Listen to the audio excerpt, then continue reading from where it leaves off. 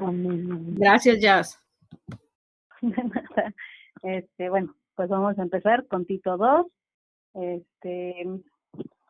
Hacemos una, de los últimos versículos del primero, donde hablaba de los falsos maestros, que hablaba sobre un testimonio de los cretenses y decía que eran mentirosos, que hablaban mentira, que con sus hechos negaban a Dios. Y bueno, y ahí sigue esta carta hacia Tito y dice, vamos, Tito 2, empezando del 1 hasta el 5 les voy a leer. Pero tú habla de lo que está de acuerdo con la sana doctrina, que los ancianos sean sobrios, serios, prudentes, sanos en la fe, en el amor, en la paciencia. Las ancianas asimismo sean reverentes en su porte, no calumniadoras, no esclavas del vino, maestras del bien, y que enseñen a las mujeres jóvenes a amar a sus maridos y a sus hijos, a ser prudentes, castas, cuidadosas de su casa, buenas, sujetas a sus maridos, para que la palabra de Dios no sea blasfemada. Y bueno, aquí empieza en el primero diciéndole a Tito, pero tú habla de lo que está de acuerdo con la sana doctrina. Y vemos el llamado específico para Tito era que enseñara la buena doctrina. Vemos que en primera de Timoteo 4:2 también le dice a Timoteo, predica la palabra, persiste en hacerlo, sea o no sea oportuno, corrige, reprende y anima con mucha paciencia sin dejar de enseñar, porque llegará el tiempo en que no van a tolerar la sana doctrina, sino que llevados de sus propios deseos, se rodearán de maestros que les digan las novelas que quieren oír. Y bueno, lo vemos en la actualidad, ¿no? Que muchos predican sobre la prosperidad, sobre que estar en Dios todo es lindo, todo es bonito, pero la realidad no es esa, ¿no? Es que el Señor está con nosotros y aunque pasemos por valles de muerte, dice su palabra, pues no nos pasará nada porque Él va a estar con nosotros. Entonces, eso es la sana doctrina. Es una doctrina saludable que produce una vida espiritual saludable. Es como cuando comemos alimentos, podemos comer y comer y comer, y no todos los alimentos nos van a nutrir. Hay alimentos que nos van a hacer daño. Es lo mismo con la palabra del Señor. Hay palabras que ni siquiera es palabra de Dios, o que es palabra de Dios y lo ponen a su conveniencia. Y bueno, en el 2 dice que los ancianos sean sobrios, serios, prudentes, sanos en la fe, en amor, en la paciencia. Y aquí dice, la palabra anciano hace referencia a los ancianos de edad avanzada, no a los ancianos. Ya ven que en la iglesia habían personas a las que les llamaban ancianos porque tenían un ministerio o un cargo. Aquí no, aquí habla de los ancianos de edad. Y dice, sean sobrios. Dice, una persona sobria, sí, que no es alguien que tiene juicio, que es prudente. Dice que sean serios, que sean dignos de respeto, que se sepan comportar, dice que sean prudentes, que se sepan comportar en todo momento, sanos en la fe, que sean fieles al Señor, que tengan una relación dependiente del Señor. Dice en el amor, que no sea un amor sentimental, sino un amor que se ha desarrollado por el amor de Dios hacia nosotros, un amor incondicional y que se refleje en el amor hacia su prójimo, hacia sus hermanos. Dice, en la paciencia, su solidez de esas personas deben de estar en la confianza en Dios, en sus promesas. Dice que por su edad se cree que pues ellos ya han pasado por muchas situaciones, por muchas pruebas, y así han desarrollado una paciencia. Y bueno, en Levítico 19:32 también el Señor nos demanda respeto a las personas mayores de edad. Y dice, se lo voy a leer. Dice, ponte de pie en presencia de los mayores, respeta a los ancianos, teme a tu Dios, yo soy el Señor. Entonces, el respeto a los ancianos es algo que el Señor ha demandado desde el principio de la Biblia, desde el Antiguo Testamento, ¿no? Y hoy en día es un respeto que lamentablemente se ha ido perdiendo, que hay veces precisamente porque ya están mayores, podemos decir, ay, ¿qué saben ellos, no? Y sin embargo aquí el Señor nos en su palabra pues nos dice que tenemos que respetarlo, pero también dice cómo deben de ser esos ancianos, ¿no? Dice, las ancianas asimismo sean reverentes en su porte, no calumniadoras, no esclavas del vino, maestras del bien. Pues aquí se refiere a que sean reverentes, dice que sean personas distinguidas, que sean personas notables en su vida, en su diario vivir, ¿no? Que tengan comunión con el Señor, no calumniadoras, no deben de hablar de los demás, no deben de prestar oídos al chisme. Dice calumniadoras viene del griego diabolos, y diabolos tiene dos significados. Diablo, que es el nombre de nuestro adversario, y el acusador, que también hace referencia a Satanás. Entonces dice que no debemos de ser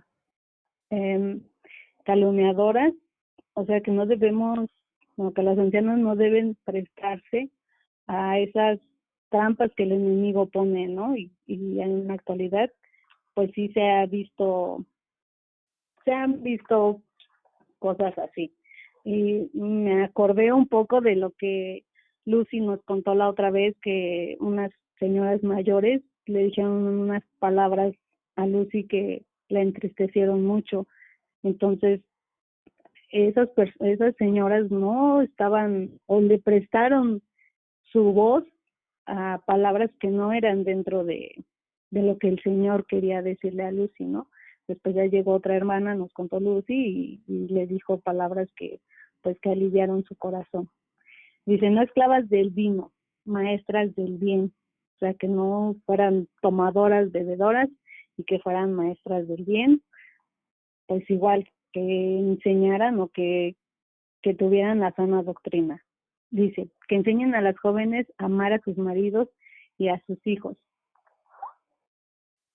A lo mejor podemos decir, pues cómo me vas a enseñar a amar a mi marido, ¿no? Si es mi marido es porque yo lo elegí y porque lo amo, pero hay veces nuestro amor puede ser enfermizo y las personas mayores o las hermanas que ya tienen más experiencia en eso, pues nos pueden apoyar y dar pues así que consejos, ¿no? Como dice que nosotros debemos de ser ayuda de nuestros esposos, debemos de ser esposas prudentes y sumisas. Muchas veces la palabra sumisión nos cuesta mucho trabajo, ¿no? Y podemos decir, ¿por qué debemos de ser sumisas con los maridos? Pero al final de cuentas, yo creo que no entendemos la palabra sumisión y es algo que vivimos día con día.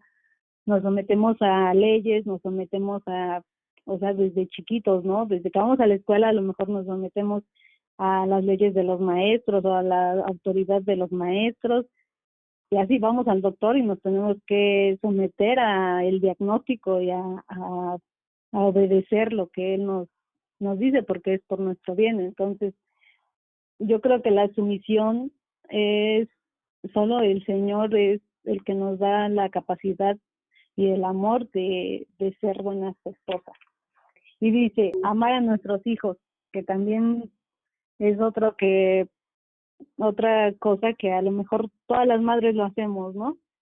Pero hay veces nosotros no amamos como el Señor quiere que amemos a nuestros hijos. a veces nosotros amamos a nuestros hijos sentimentalmente y el Señor no está en contra de que los amemos así, pero en la Biblia nos enseña que nos dice que el que ama a su hijo lo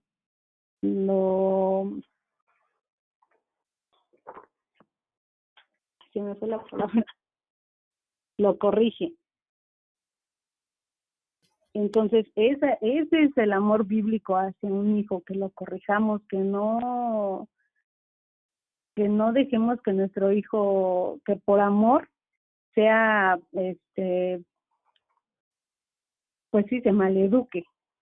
Entonces, por eso aquí dice que las ancianas enseñen a las mujeres jóvenes a amar a sus maridos y a sus hijos, a ser prudentes, castas, cuidadosas en su casa, buenas, sujetas a sus maridos para que la palabra de Dios no sea blasfemada. Y aquí vemos al último que nos dice para qué las ancianas nos deben de enseñar eso. Bueno, yo me considero joven y por eso digo que las ancianas nos deben de enseñar. Pero igual, yo le puedo enseñar lo poco o lo mucho que el Señor me ha mostrado a alguien más. A eso hemos sido llamados. Y aquí dice que es para que la palabra de Dios no sea blasfemada. Que la palabra, todo esto tiene el propósito de que la palabra de Dios no sea burlada, deshonrada, que podamos ante todos tener una buena conducta. ¿Puedo decir algo ya? Sí, ¿puedo decir algo? Sí. Que aquí hablando de ancianas, ¿verdad? No se refiere simple y sencillamente a edad, ¿no? Porque tú puedes tener, no sé, puedo tener 50 años de conocer al Señor, pero para nada, anciana se refiere a la sabiduría, ¿no? A tener una relación con Dios, no nada más a edad, ¿no? Puedes tener 20 años y ser una anciana, ¿no? O sea, tener tanta sabiduría porque buscas de Dios, porque buscas su presencia. Exacto. Sí, eso es lo que quería decir, ¿no? Sí, estoy de acuerdo. ¿Seguimos? Así que eres una anciana ya. Gloria a Dios. Amén. Adelante. ¿Seguimos? Sí, adelante. Dice el 6. Vamos del 6 al 8. Exhorta a sí mismo a los jóvenes a que sean prudentes, presentándote tú en todo como ejemplo de buenas obras, en la enseñanza mostrando integridad, seriedad, palabra sana y irreprochable, de modo que el adversario se avergüence y no tenga nada malo que decir de vosotros. Y bueno, aquí dice que exhorte. Dice que exhortar no es simplemente enseñar, es también acompañar, guiar, es cerciorarte de que lo enseñado se lleve a la práctica. Y si es necesaria una corrección, también el exhortar abarca una corrección. Un buen líder es aquel que exhorta a los demás, es decir, los consuela, los acompaña, acude en su ayuda y corrige con paciencia. Por eso la exhortación es una acción relevante en el ministerio cristiano. Dice aquí que los jóvenes sean prudentes o que desarrollen la prudencia. Dice, una persona prudente debe actuar con la guía del Espíritu Santo. Y bueno, vemos que en la actualidad muchos de nosotros, los adultos, tenemos miles de quejas con los jóvenes. Se podría decir que llegamos hasta criticar su rebeldía, su pereza, su falta de respeto hacia los demás y culpamos a todos en torno, la música, lo que ven en internet, todo, compañeros y demás. Pero al final de cuentas aquí la palabra nos dice, nosotros los adultos somos parte de ese mal, porque nosotros debemos ser ejemplo, un modelo, como le está diciendo ahí Pablo a Tito, presentándote tú en todo como ejemplo. Entonces, si nos vamos a nuestra vida, eso se lo estaba diciendo el apóstol a Pablo, pero en la actualidad, pues es una demanda que nos hace el Señor, ¿no? Ser ejemplo de nuestros hijos, ejemplo de de todo ese joven que está a nuestro alrededor. Entonces, pues no hay, Qué gran no hay nada, ¿no? responsabilidad. Ajá, tenemos una responsabilidad de estar ahí. Yo decía, fíjense, les voy a decir algo que me pasó en este tiempo que estuve estudiando Tito. ¿Recuerdan que yo les pedí oración para una iglesia, para que les enseñara, que mis hijos pudieran aprender algo? Bueno, Sí, pues aquí el Señor me habló y me dijo, nosotros somos la enseñanza de nuestros hijos, no es la responsabilidad del pastor, no es la responsabilidad de la iglesia. Claro, a la iglesia van y tienen que escuchar una sana doctrina, como lo estamos viendo, pero nosotros somos los primeros maestros de nuestros hijos. Si mis hijos ven que, pues al final de cuentas, yo no leo la Biblia, yo no tengo una relación con Dios, pues de nada sirve que yo los lleve a una iglesia donde les enseñen la sana doctrina y les muestren todo si ellos no ven que en nuestra familia, en este caso yo, tengo una relación con el Señor. Entonces, de esa manera me habló el Señor. Dije, sí, Señor, tienes toda la razón, ¿no? Nosotros debemos de ser ejemplos, somos llamados a ser ejemplos. Y no solamente en decirles, sino nuestras acciones, porque siempre se ha dicho que las acciones hablan mucho más que nuestras palabras. Y bueno, debemos ser firmes con nuestros hijos, enseñarles que la amistad del mundo no les va a dejar nada bueno, porque si son amigos del mundo, dice la palabra, que entonces son enemigos de Dios y que no pueden tener dos amos al mismo tiempo. Entonces, ahí tenemos una gran responsabilidad, como bien dijo hermana. Sí, sí, sí.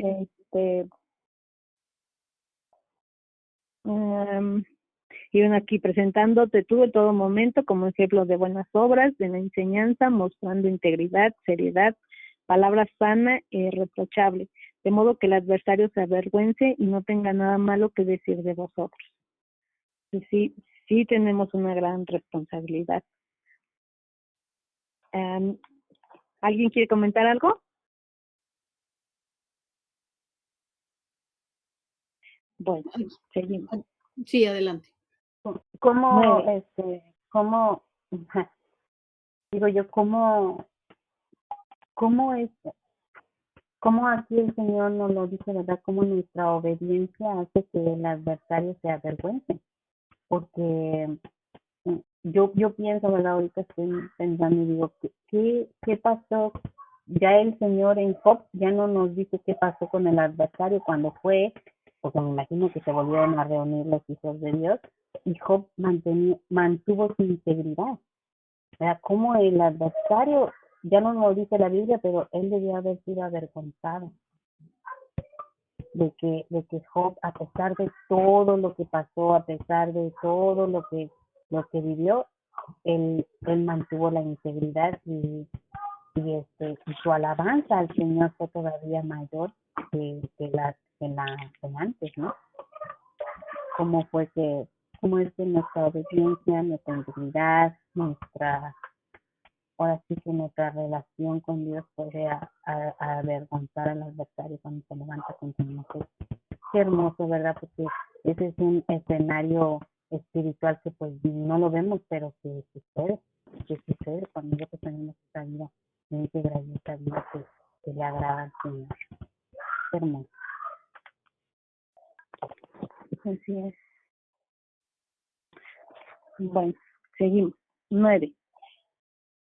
Exhorta, voy a leer 9 y 10. Exhorta a los siervos a que se sujeten a sus amos, que agraden en todo, que no sean respondones, no defraudando, sino mostrándose fieles en todo, para que en todo adornen la doctrina de Dios nuestro Salvador.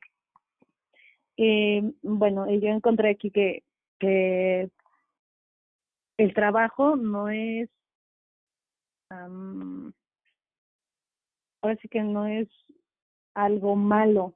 Desde Génesis, cuando el Señor puso a Adán y a Eva en el huerto del Edén, el Señor le dio un trabajo a a Adán. En Génesis 2:15 dice, Dios, el Señor, tomó al hombre y lo puso en el jardín del Edén para que lo cultivara y lo cuidara.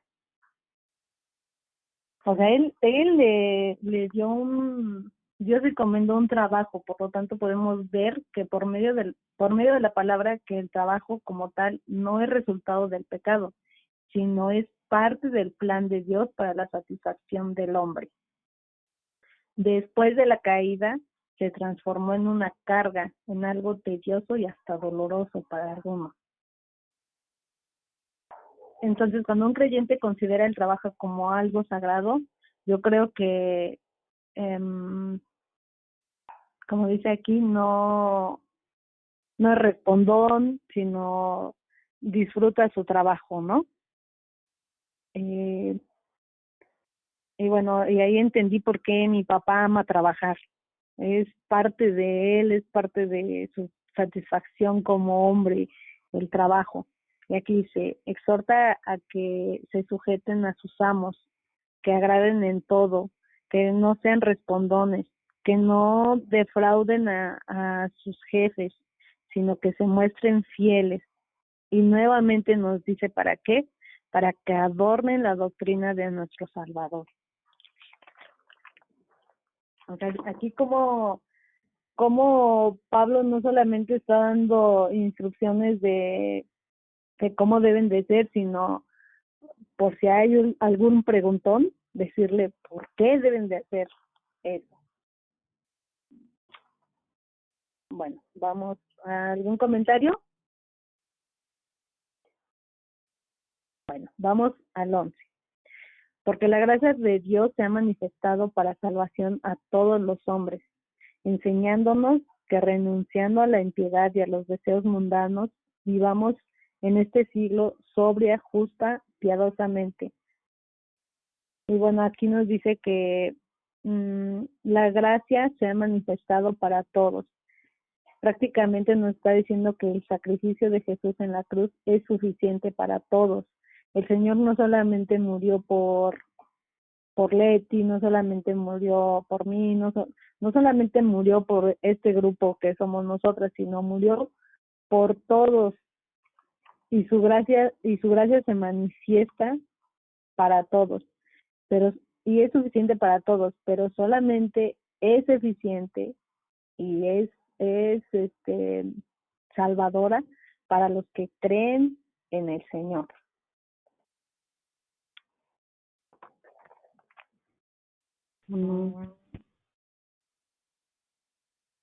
Dice, enseñándonos que renunciando a la impiedad y a los deseos mundanos, vivamos en este siglo sobria, justa y piadosamente. Ahora sí, cuando nosotros realmente aceptamos a Dios y vivimos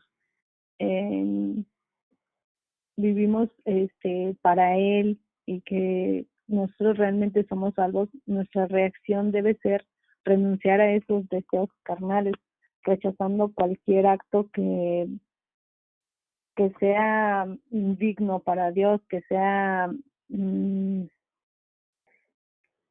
que le cause, que no, no sé la palabra, que sea un acto que no le agrade al Señor. Y bueno, a ver, aquí no tengo.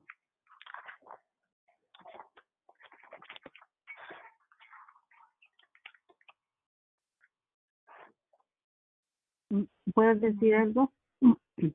Sí.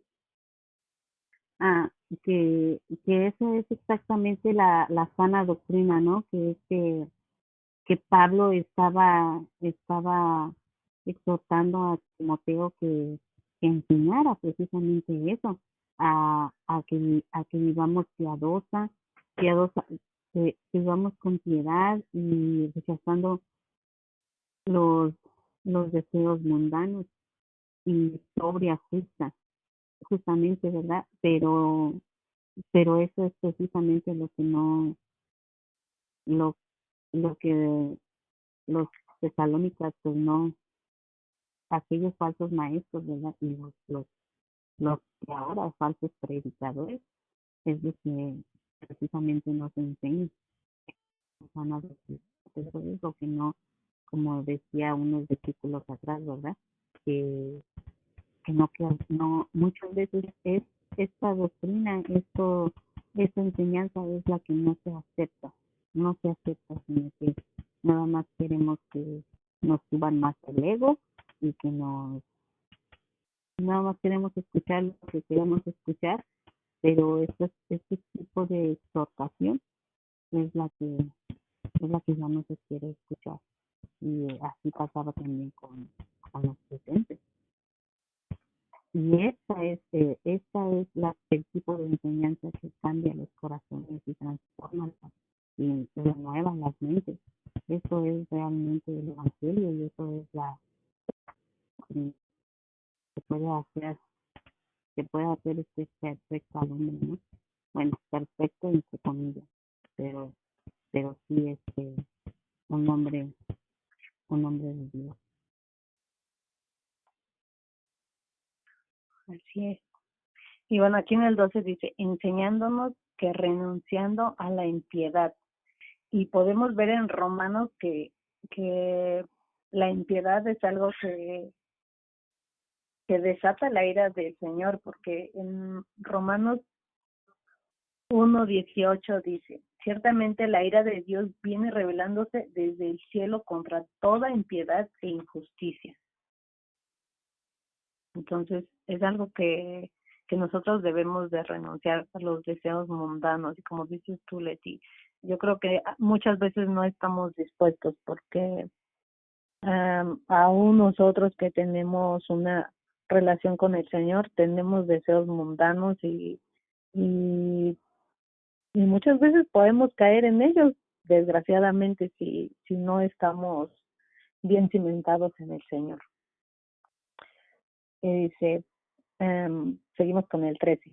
Guardando la esperanza bienaventurada y la manifestación gloriosa de nuestro gran Dios y Salvador Jesucristo. Bueno, aquí también debemos dice, de la misma forma que debemos renunciar a los deseos carnales, debemos desarrollar una actitud de guardar en la esperanza bienaventurada. Y entonces esto nos lleva a Colosenses 1:27. Aquí es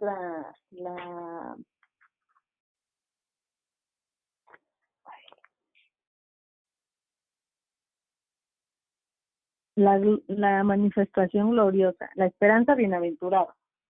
Y dice, a estos se propuso dar a conocer cuál es la gloriosa riqueza de este ministerio entre las naciones, que es Cristo en ustedes, la esperanza de gloria. Pues nuestra esperanza es de que el Señor venga y estamos en la esperanza de su espera, de su manifestación. El 14 dice, quien se dio a sí mismo por nosotros para redimirnos de toda iniquidad y purificar para sí un pueblo propio, celoso de buenas obras.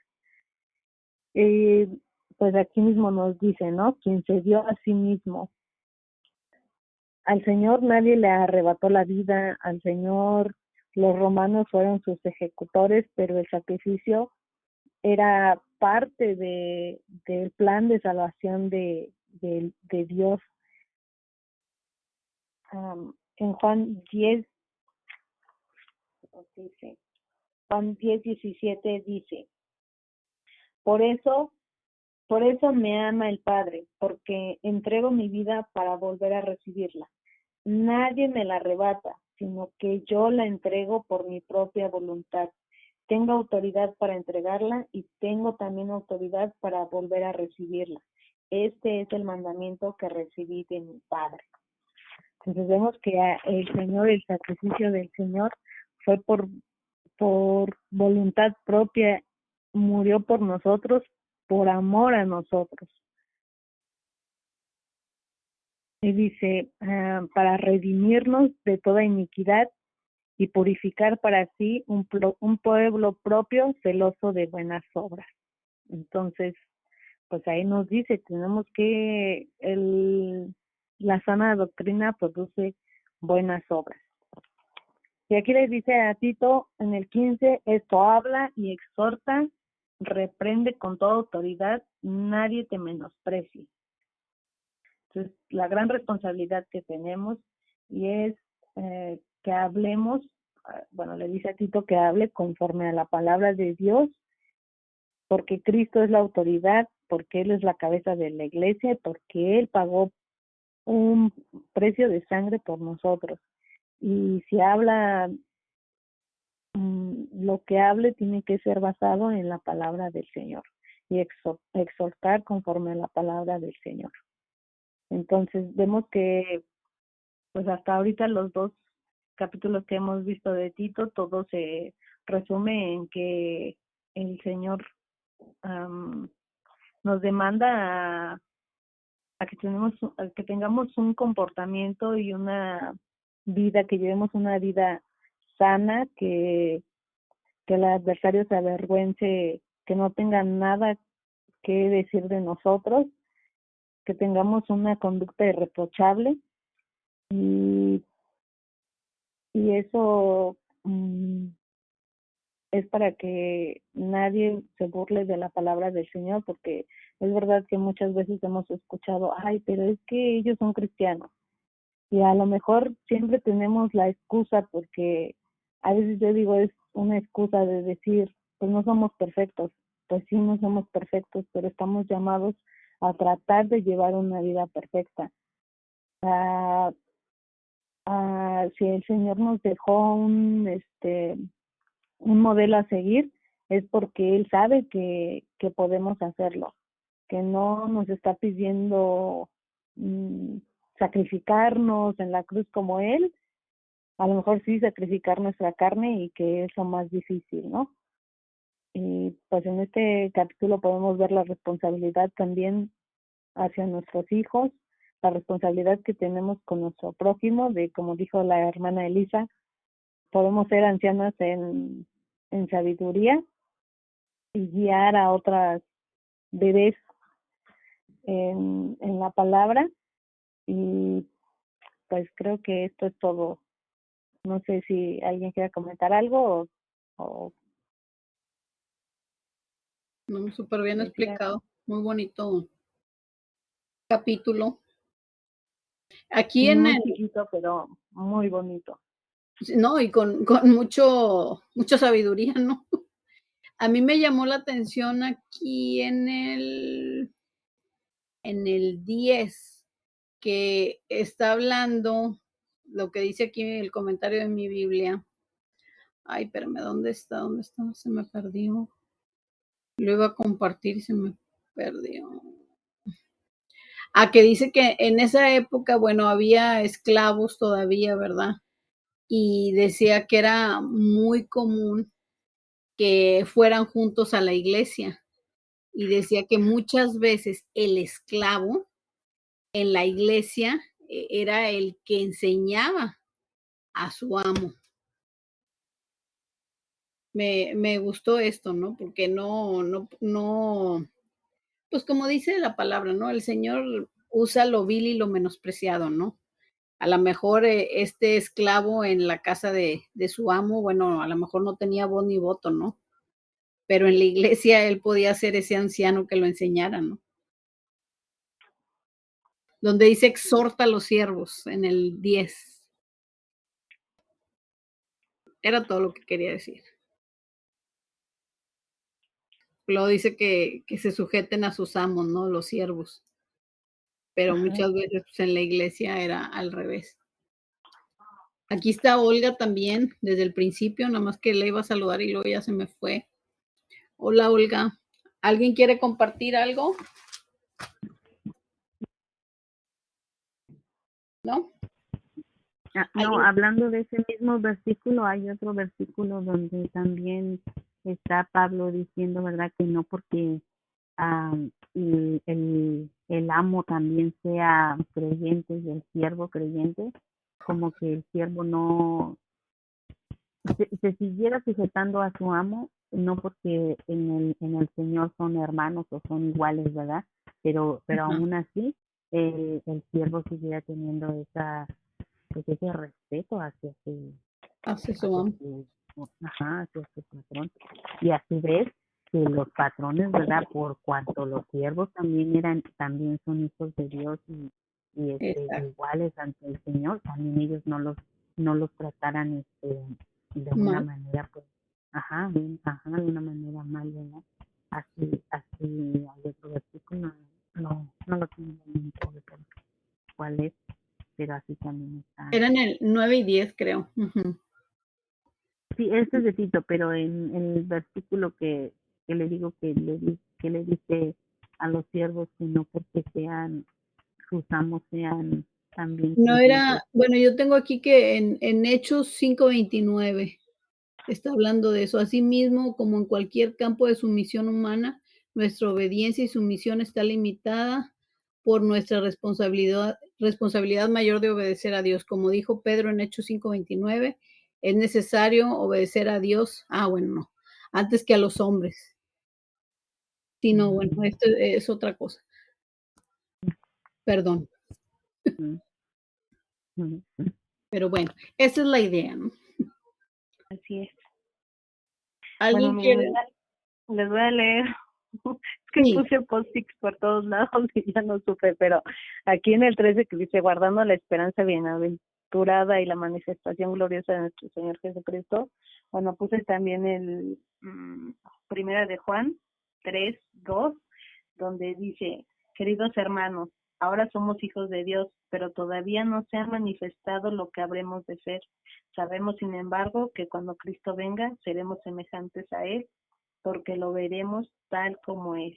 Entonces, esa es nuestra esperanza. amén. Todo, ella dice, todo el que tiene esta esperanza en Cristo se purifica a sí mismo, así como Él es puro. Entonces, a eso hemos sido llamados.